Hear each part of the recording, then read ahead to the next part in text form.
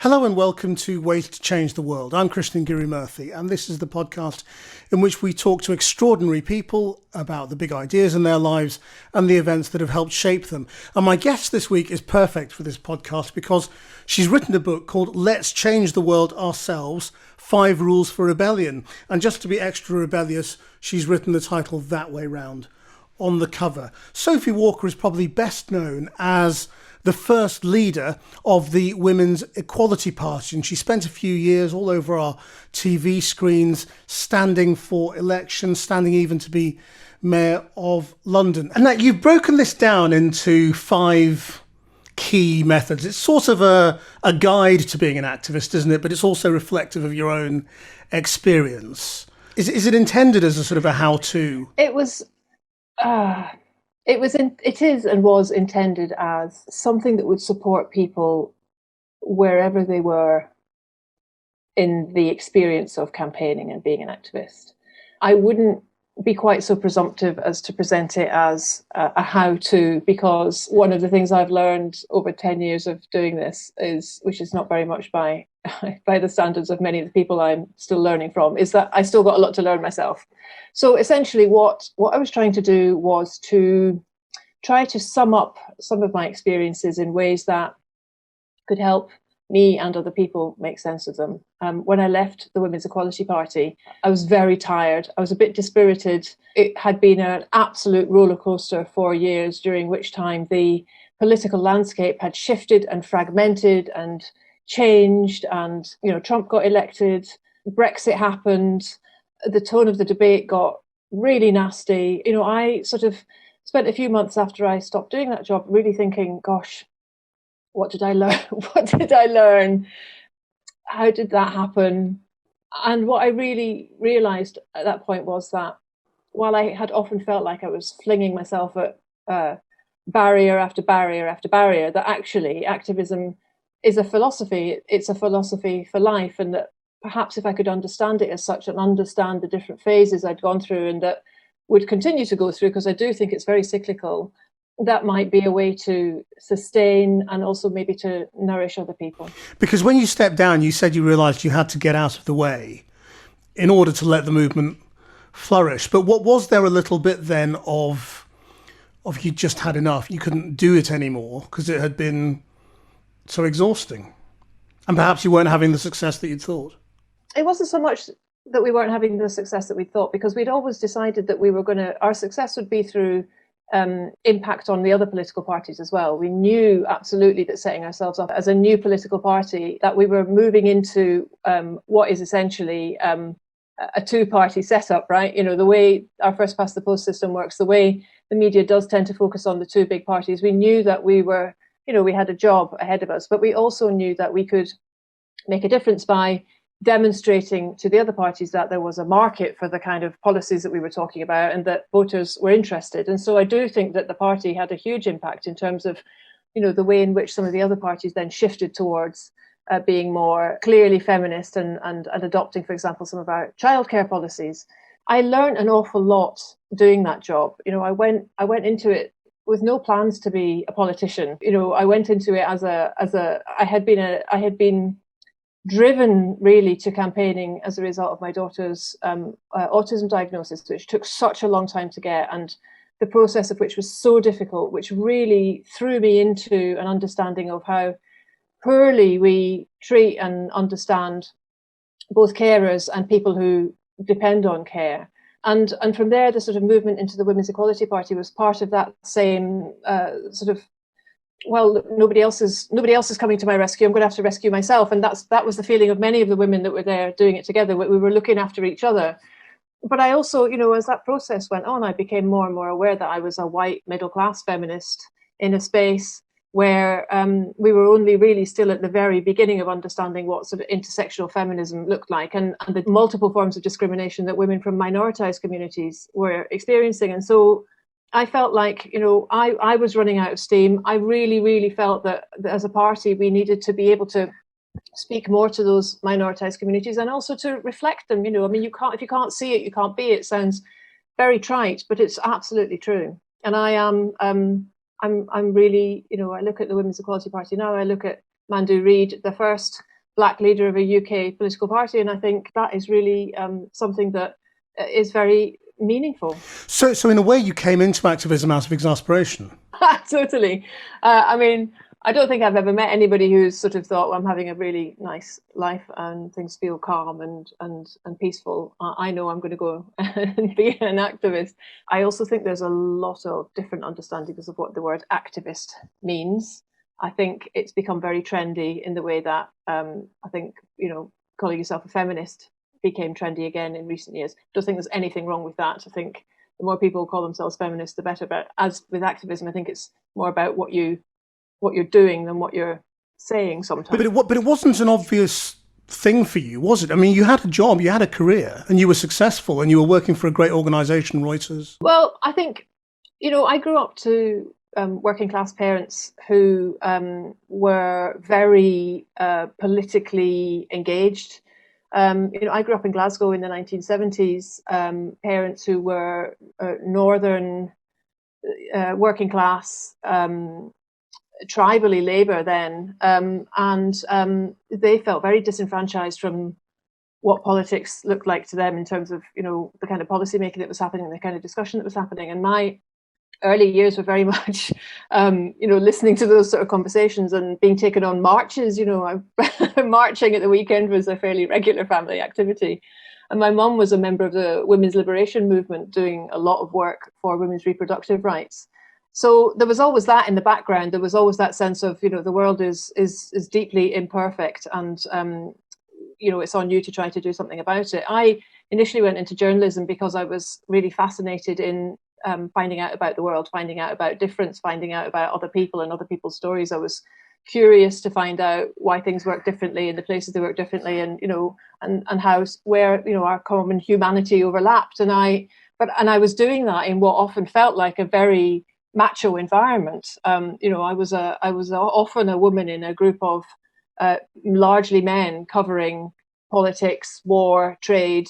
And when I had a child, it sort of tilted again, and I was there with sort of to-do lists up my arm in biro and trying to balance the sort of, at the time I was a single parent, worrying about paying the rent, picking up the kid, keeping the job, and I did spend a lot of the time feeling quite lonely and like a bit of an outsider. And so when we then had to go through this process of trying to get an autism diagnosis, and then on top of that seeking support that was just not there, a whole load of stuff sort of landed on me, which was the realization of the level of discrimination, but also that politics, as I saw it then, was just really not working. It was not working for women particularly.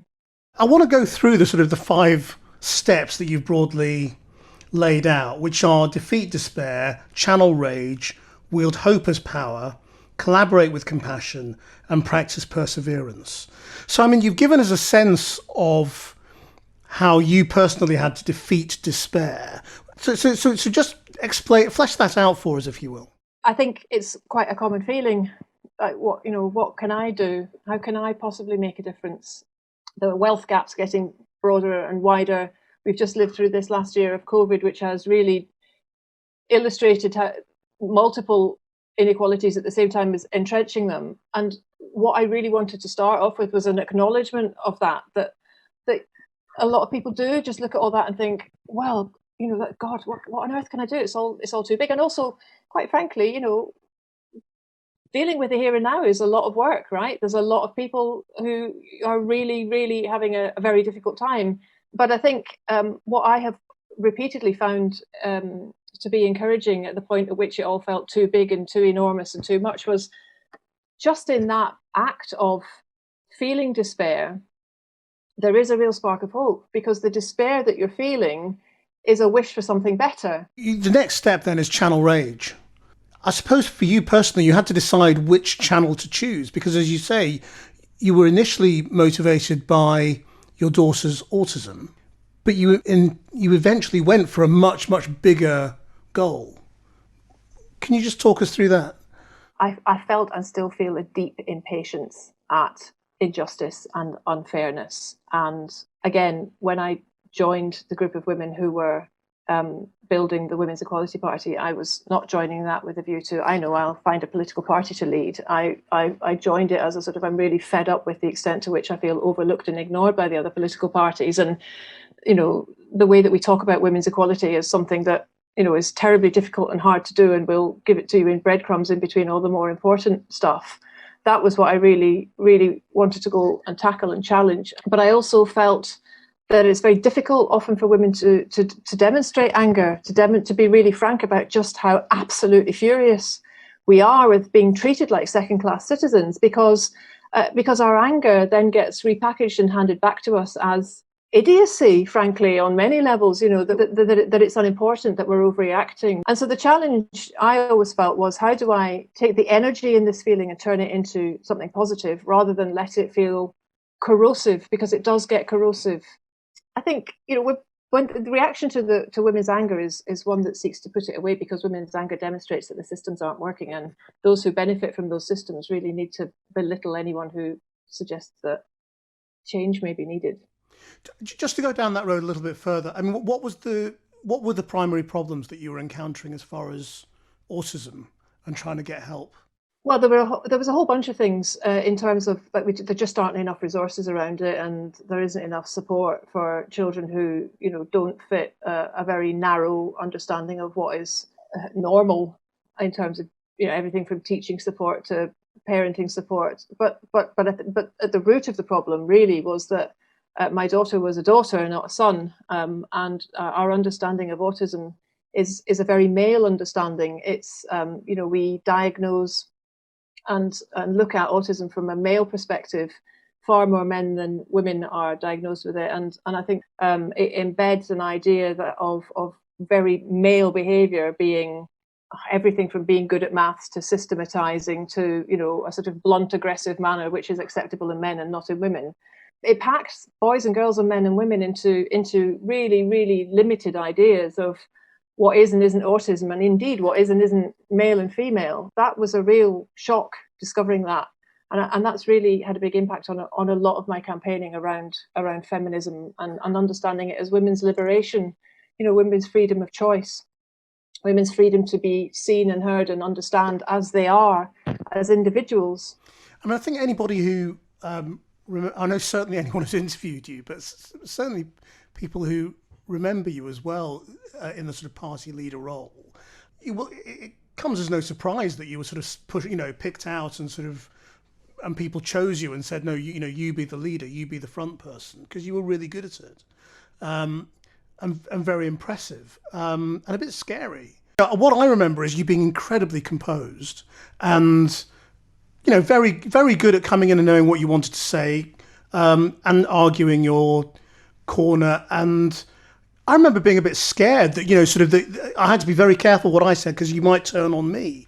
You know, and I remember thinking, I wonder how much thought has gone into this, you know, because it's quite a big thing to do, to sort of take on a movement and front it. There was a lot of thought went into all of it, from the sense that when it was suggested to me that I be party leader, I spent a good long time talking to my husband about it and talking to my children about it, and walking up and down the kitchen thinking, you know, are we as a family unit, am I as an individual, or how are we going to be okay? How do we get through something like this? How do we make it work? I felt a huge sense of responsibility for what we were trying to do. I do think it helped me, having worked as a journalist for, you know, nearly 20 years at that point, because I knew a bit about how the media machine worked, and I knew, you know, I'd done live media. So you know, that's not to say I found it easy. I found it exceptionally challenging, and I really sweated through a lot of interviews. And I remember, you know, us doing interviews and me being very, very glad to have that space where we could just talk reasonably, because so many of the things I was being asked to do were being framed as, you know, debates on women's equality and, you know, how much equality was acceptable. And frankly, you know, a lot of those, it was pantomime. I was being put up against a misogynist in a nice suit and being expected to acquit myself in this fairly sort of Punch and Judy setup. And that was really, really hard work. It was really hard work to stay calm in the moment and also, you know, give as good as I got. But also there was always a really difficult period afterwards where, you know, my social media feed would just be full of abuse from from people who had seen and disagreed and wanted to let me know the extent to which I was a terrible feminist or a terrible person or a man hater or, much worse threats than that, Do you think in that respect things have got better or worse? Because, I mean, we're speaking on the day that the Meghan and Harry interview is going to be broadcast in Britain. It was broadcast in America last night. And I woke up this morning and just thought, God, I think we've gone backwards in terms of the way we're talking about a lot of this stuff, whether it's about gender or race, or just anything that isn't, that is other. I don't know, what do you think? Well, I, similar to you, woke up this morning and looked at that and thought, Jesus Christ, I knew it was going to be bad, but I've still got room to be shocked by how bad things are. I think, look, when Trump was elected, things changed. But what Trump did was really, it wasn't even that he said misogyny and sexism and racism are okay. He actually gave a space for people to proudly put their hand up and say, yes, please, I want to vote for that. And I think that has emboldened a kind of public behaviour and an anti-PC, if you like, wave that I think is not new. I think but I think what is new is that there's a sort of relish and a delight in being unpleasant and rude under the guise of, well, I'm just speaking my mind and I'm just like everybody else. And, we haven't talked about hope yet, but one of the things I really do try to do with this is to hope and to try to look for the positive, which is that you can't pretend that this stuff isn't there anymore. It's right out there and it's really ugly and we have to confront it and we have to, we have to do something about it. And let's come to hope then. I mean, on that, because I mean, you're illustrating your own sort of third chapter, which is that you have to wield hope, even when things are very bad. Yeah, and I think one of the things I really learned at the Women's Equality Party was how to engage with this stuff. And I set myself the rule in the end that I would only engage with people who were engaging in good faith.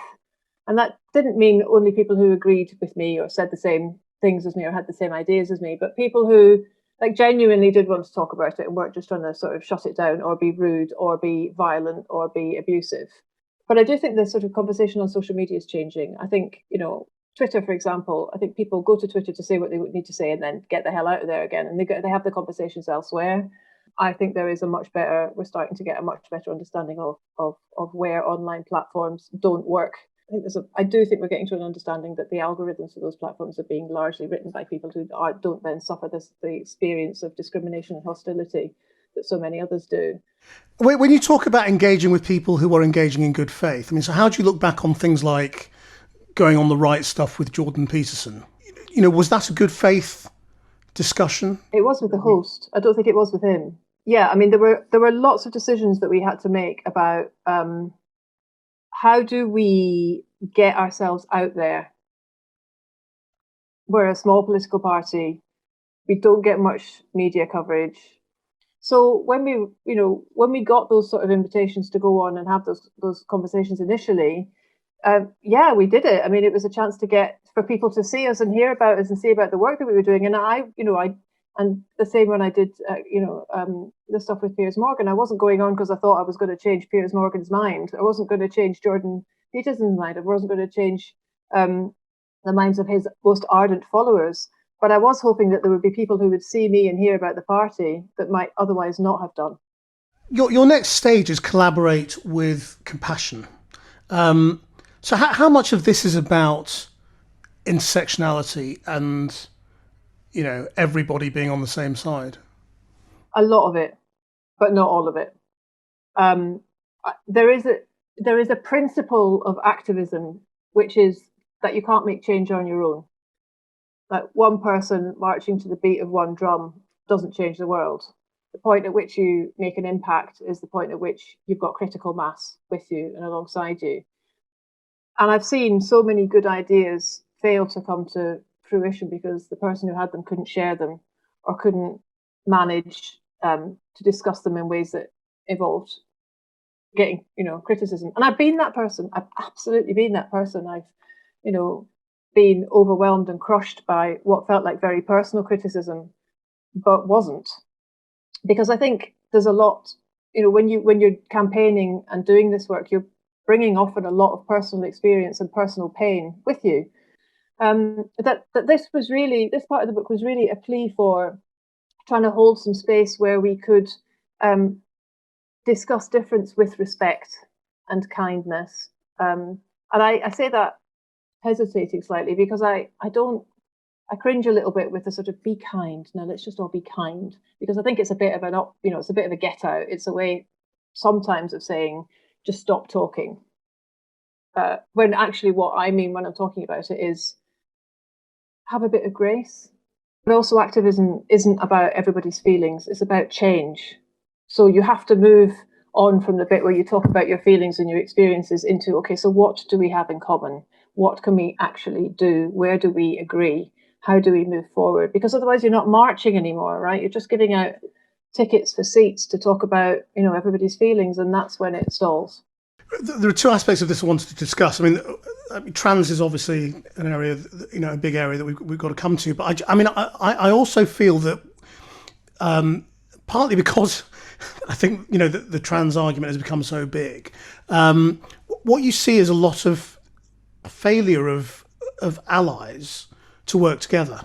So whether that's on race, disability, sexism, ageism, any kind of marginalised group. It doesn't seem to me that people are working together very well at the moment. Actually, I'm going to challenge you a bit on that. I think that COVID, actually, my experience has been that more people are talking to each other now and making space for each other and listening and consulting. It's weird. It's like at a time when we've all ostensibly been cut off from each other, I think that online organising and sort of digital communities are really flourishing in ways that they weren't before. So, but do you see a sort of a competition of equalities ever? I'll talk about feminism. I'll talk about my experience as a feminist and somebody who calls herself a feminist and works to hopefully at some point in some way achieve women's liberation. I think that's a movement that's been going for a very, very long time, right? It's debate, discussion, fiery disagreement is inevitable. And actually, I think the most difficult thing in all of this is as a public figure or as a leader, being able to say, do you know what, can I have a bit more time to think about this? Or I think I might have got that wrong. Or I agree with you on that, but I don't like the way you're saying it. Like, those are things we all need to get better at doing, I think, because that is where you get into the shades of grey, where compromise and agreement is. Well, I mean, it takes us to the trans question, doesn't it? I mean, why do you think feminism has got into such a mess over this? Oh, I mean, you could do a whole podcast. You could do a whole podcast series on this, right, and never get to the bottom of it. I think a lot of it is to do with what I was talking about earlier. People bringing immense amounts of personal pain to the conversation. I think that there's also the difficulty again of women are repeatedly told to be kind, be nice, that you can't really have a disagreement, and that you have to be accommodating and make accommodation for everybody. I think that the discussions on social media don't help. I think it's really polarizing. I think the decent conversations that are going on about this, or the more meaningful ones that are going on about this, are not happening on social media. They're really not. And where are you in that debate? I get called all sorts by all people because I have tried to work through it in a way that understands and responds to pain and need on both sides. I think it absolutely should be possible to create policies that work for trans people and for everybody. I think sex matters. I think we should be able to talk about sex mattering in a way that doesn't remove or negate the lived experience of trans people. And that you can say sex matters without being a TERF. I think there's a whole other conversation about TERF, the word TERF. I think it is a way to. It is being used right now as a way to shut down a conversation. It's being used as a way to, well, she doesn't matter, she's not meaningful, she's not a real person, she, TERF equals hate.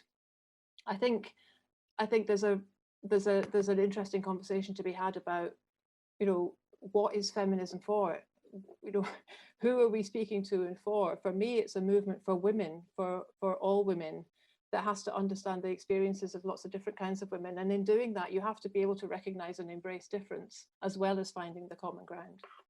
So in the simple terms that it's always asked, is a trans woman a woman? I think it's really important that we treat trans women as women. What I don't like about this question is that I think it's often not asked in good faith, and that it's asked as a shortcut to which side of the argument you fall on. For me, of course, trans women are women. I also think it's really important that we are able to talk about sex and the realities of being discriminated against on the grounds of both your sex and of your gender identity. I really think that should be possible to do without the level of conflict and pain that it currently sparks. Do you understand the extent to which this conversation seems to get reduced to bathrooms? Yeah, totally. Women have to fight for space all the time, and it doesn't surprise me at all that discussion very quickly becomes about bathrooms. I also think that the conversation around bathrooms is really reductive. It depends what kind of bathrooms you're talking about, right? If we're going to have gender neutral toilets, let's make them all gender neutral or sex neutral toilets where everybody who uses that toilet's got privacy. You can't just sort of change the sign on the door and not look at what kind of facilities you're providing. And I think that speaks a lot to how we sort of diminish this argument into, we take it away from the complex realities that we're trying to find solutions for. And it very quickly gets into a shorthand that is understood to express one side of the argument or the other. I mean, the whole question of sort of safe spaces is one you also discussed in the book with regard to free speech, I suppose, and students in particular. To what extent do you think that safety is the central question here? Which is often how it's expressed. I think most women live their lives with a constant threat of violence against them, whether it's street harassment or online image abuse now, or domestic violence or rape, or I just, there are so many different forms of violence that women live with that the conversation around safe spaces and freedom of speech is, I just think it sounds a bit trite to have those conversations without an understanding of the kind of decisions most women make every day about whether to speak up at work, or, if you're walking home late with your car keys between your fingers. I find a lot of it, frankly, disingenuous. What do you think the answer is to try and sort of make that a conversation that can go somewhere, that can progress? Because it seems a bit stuck. Don't have it on social media. Don't have it on social media, and don't interview people and say, "Is a trans woman a woman?" Because that, it's deeply reductive, and it doesn't allow for people to come together in grace. I wanted to sort of go to a couple of things that you talk about in the sort of the latter section of the book. One of them is whataboutery, and sort of how to deal with it. And is all whataboutery bad? Because it seems to me that whataboutery, when you don't address the question at all and say, but what about such and such, is straightforwardly bad. But saying what about as part of a conversation about something is not necessarily bad, is it? No, of course it's not. I suppose what I'm trying to say is, like, there's a form of whataboutery which isn't about discovering a mutual truth or a mutual understanding. It's about encouraging a set of statements to box people in. And it happens a lot in the trans conversations like the ones we've just had. There's a sort of, I'll ask this and you say this, then I'll ask this and then you end up over there. And that is just so limiting on so many fronts, and doesn't get to conversation. The conversations just don't go anywhere. The other thing I found really fascinating was your discussion of the whole question of sort of purity and how much of a problem that is. You know, and that not everybody can be perfectly aligned on absolutely every issue, and how much of a problem that is. Where are you coming from in that discussion, first of all? I felt a lot of pressure to be the perfect feminist when I was leading the Women's Equality Party. And of course, everybody's got a very different idea of what the perfect feminist is.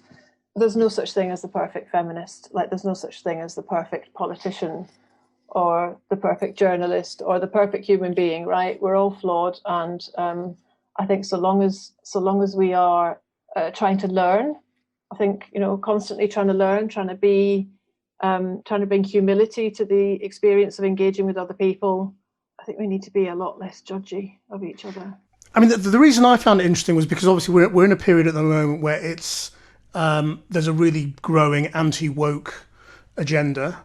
It's kind of taken over from sort of the PC gone mad sort of phrase of a few years ago. More and more people who you would normally regard as sort of right on and sort of quite enlightened are sometimes joining it and saying, well, that's ridiculous and this is ridiculous and that thing that they said there, I can't go along with that.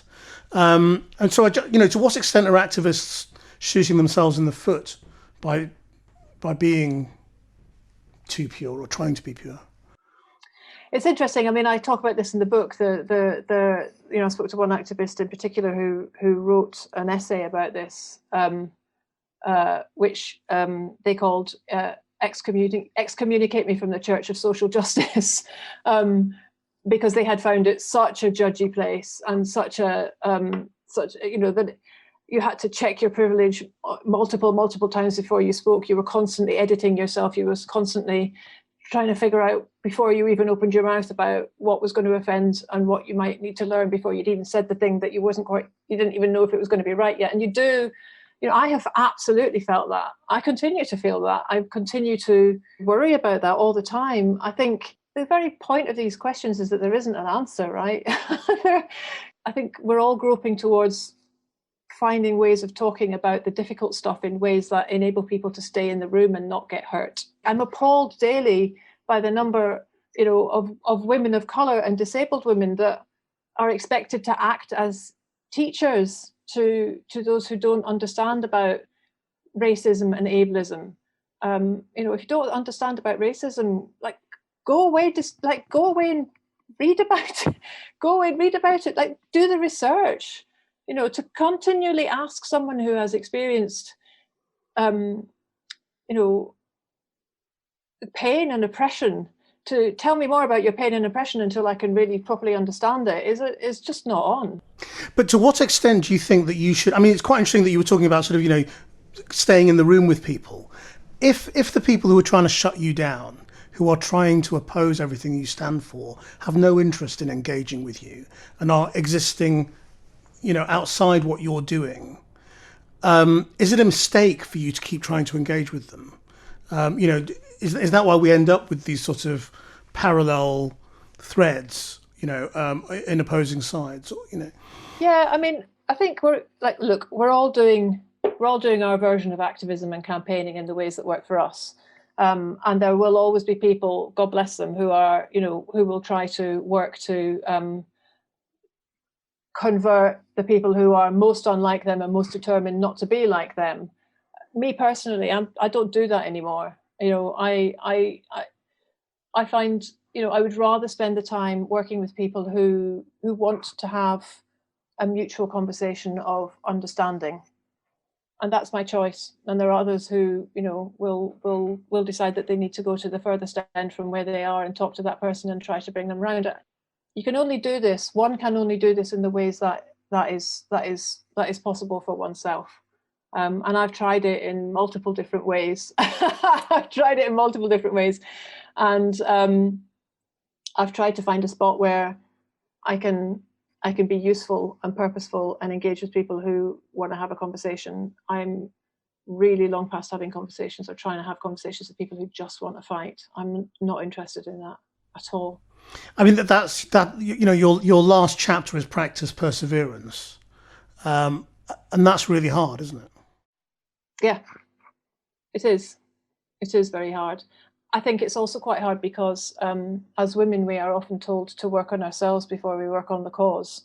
And part of the reason I wanted to write that chapter was as a reminder not to get diverted by the millions and millions of messages that you get every day as a woman saying that the problem is you rather than the discrimination that you're experiencing. And so, self-care is important. All those nice, healthy things like doing yoga and drinking green juice and being healthy, they matter, but they're not activism.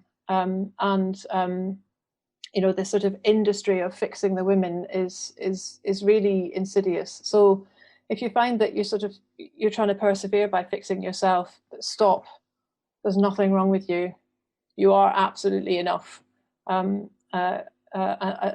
think that was a really important thing that I wanted to speak to, because I met so many women who were like, what can I do better? Why am I not getting the right, and often that conversation ended up very, very quickly a conversation about what that woman thought was wrong with her rather than what was wrong with all the stuff around her. I mean, the other reason perseverance is really important, though, is how easy it is to fall back, isn't it? Now, the Women's Equality Party is not being invited into the room the same way it was a couple of years ago at the moment, in terms of the media discussion and debates and all the rest of it. How much does that matter? I think it matters enormously. I mean, the Green Party is not being invited in for discussion debate. The Lib Dems are not being invited in for discussion debate. Like, this has really narrowed down to a two-party discussion, which I think is really bad for a decent discussion around politics.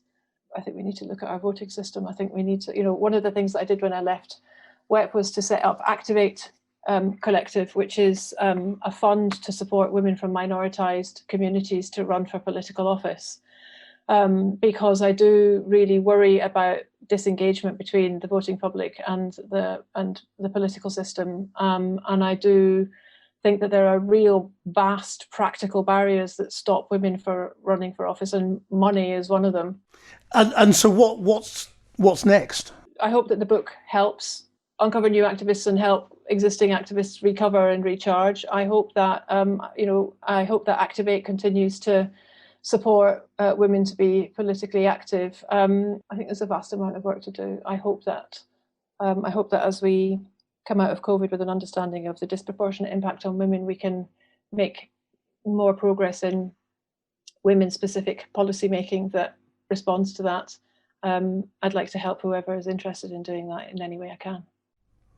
And if you could change the world one way, wave a magic wand, what would you do? I used to have an answer to this at the Women's Equality Party, which was, whenever I was asked what is the one thing you would do for women's equality, I would always say to stop being told I can only have one thing. So I still think that's quite a good answer. I would want all of it for everybody now. And what does all of it mean? Equality? Liberation.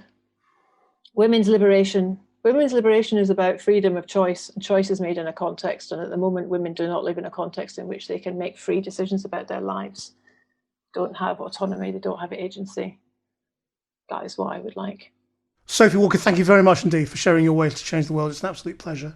I hope you enjoyed listening to that. If you did, then please do give us a rating or a review so other people can find the podcast. Our producer is Rachel Evans. Until next time, bye-bye.